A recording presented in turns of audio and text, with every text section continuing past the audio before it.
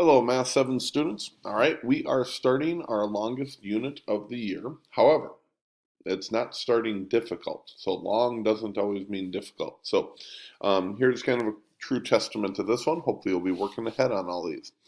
Radius and diameter. When you have a circle, radius goes halfway across the circle. Diameter goes all the way across the circle. So let me give you an example of the two types of questions you're going to see for radius.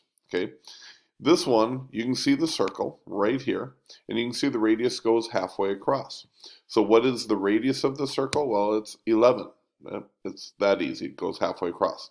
If 11 goes halfway across, what would the full distance across be? What would the diameter be, the full distance? It'd be 22. It's just that simple.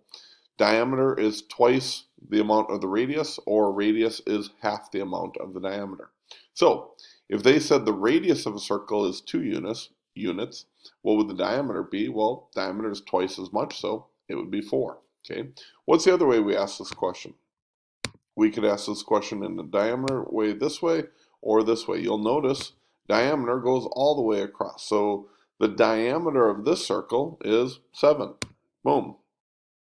The radius is half that. So what's half of 7?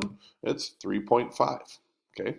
So if they ask it this way, what's the diameter, or the diameter of a circle is 16 units, what would the radius be? Well, the radius is half of that, or 8. Just that simple, guys. Have a great one. Bye-bye.